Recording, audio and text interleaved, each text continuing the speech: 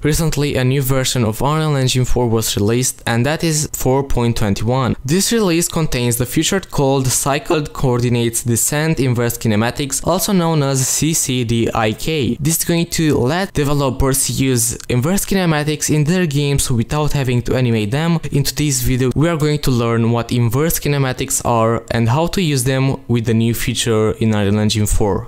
Before, if you had an object that had to be pointed at, but that object was moving, you would have to create animations for all of its positions. Even though in the past there were workarounds for inverse kinematics as well, now it is better than ever. In the past, in Unreal Engine 4, there was this thing called Fabriks, which was the exact same thing that CCDIK does, and this is going to be one of the most useful things that animators are going to find in Unreal Engine 4. Alright, now it's time to create this ourselves, so I'm going to go into my third-person character.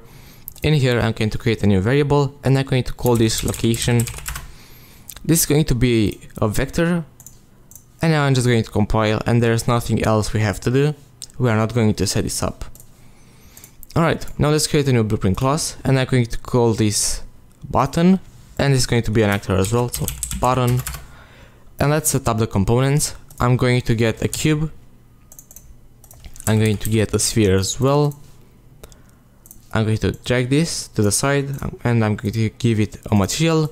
Then we are going to attach a scene to the sphere, which is going to be at the tip of the sphere. And let's get a sphere collision as well. I'm going to set the sphere radius to be a little bit higher. Also, I'm going to uncheck hidden in game, so I'm going to be able to see it while playing the game. Now let's go to on component begin overlap and on component end overlap.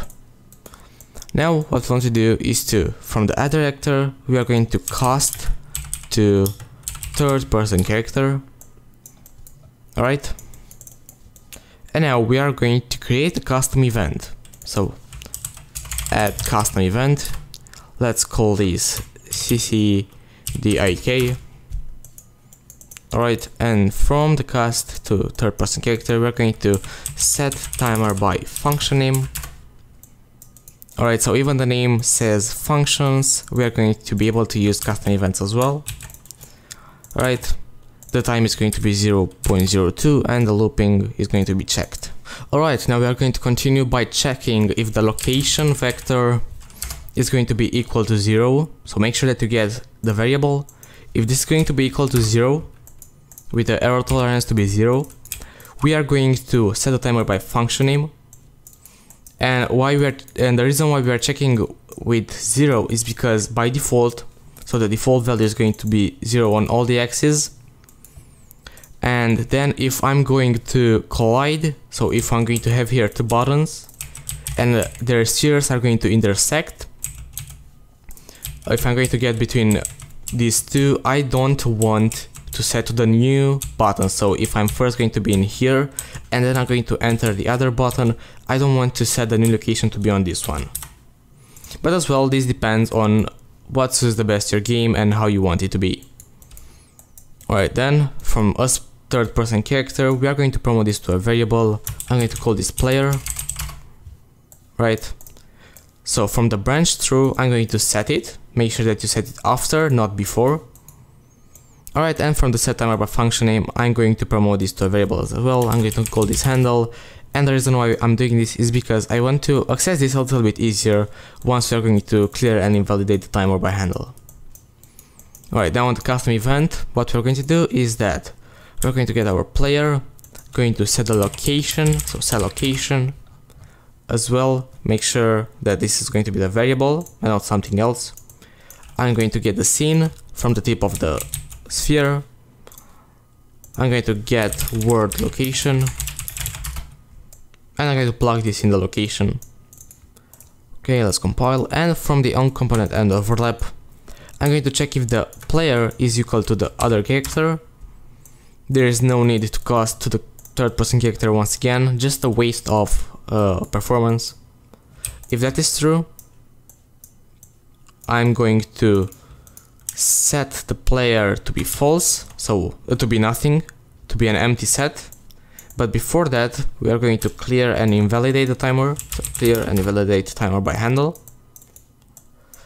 and then we are also going to get our player, and we are going to set the location to be 0, 0 and 0 once again, as I said, the default value, and then the player is going to be null. Alright, now that we are in our third person NMBP, we are going to cast to third person character. We are going to get the location, get location, but let's not forget to set the object, which is going to be the try get pawn owner, so the return value of it. The location is going to be promoted to a variable. I'm going to call this the vector location, and that is going to be it for the event graph. We are going to promote this to a variable because we are going to access the value a little bit later. In the inning graph, we are going to unplug these two, and we are going to have here a new save cached pose. I'm going to name this pose 1. And the reason why we are going to use a cached pose, so let's just get here use cached pose.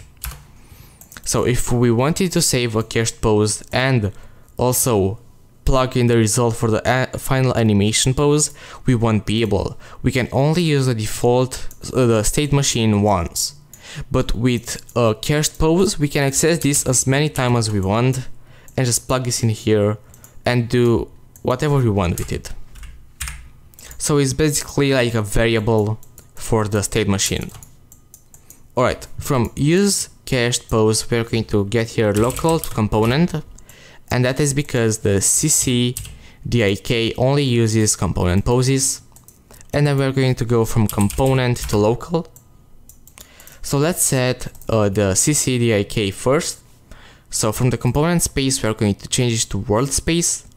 The tip bone is going to be index 03 left, and the root bone is going to be clavicle left. Alright, so now we're going to see that the guy is going to be T-posing, and that is because we are going to set something else here. And now let me explain why we used the index 03 left and the clavicle left. So that is because the T-bone is going to be this at the end of his index finger, and the root is going to be somewhere here where the clavicle is located. Now the effector location is going to be the vector location. And now let's set up what is going to let us walk and also point. So from component to local, we are going to blend poses by boolean. This is going to be the true pose, and the false pose is going to be the use cached pose. Let's just set the true blend time to 0.25 for both. And the active value, so the boolean, is going to be based on a comparison between vector location and the value of 0, 0 and 0. So if it's going to be equal to 0, 0 and 0, we are going to use the false pose. But if it's not going to be equal to 0, we want to use a true pose. So we are going to negate this, so not boolean, and we are going to plug this in the activate value. Then we're just going to plug this in the result. Let's compile, and as you can see now, our guy is going to have its normal idle animation. Let's play and let's see if this is working. So now, as you can see, when we are going to get in the sphere, we are going to point at our button, but there is one thing. We are going to have this weird bug where the hand is going to go through our character. So there is no easy way to fix this. There's just a little bit of a workaround, something that is implemented in the CCDIK.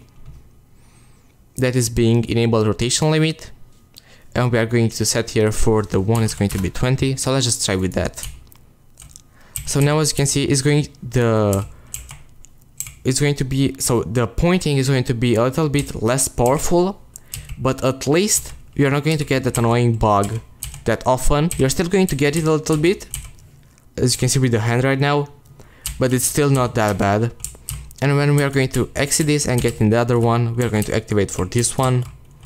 If I'm going to get in the middle of this one in front of me is not going to be activated, and we are going to stay with this one, and then we can just enter this one once again, and it is going to work. So this is pretty much all for today's video. I hope that you enjoyed it, and if you did, don't forget to leave a thumbs up. And if you're new to the channel, don't forget to subscribe to stay up to date with new videos. And one thing that I want to say before ending, thanks for the support lately. We're going insanely fast and I really appreciate that. Thanks for watching and I'm going to catch you in the next one. Goodbye.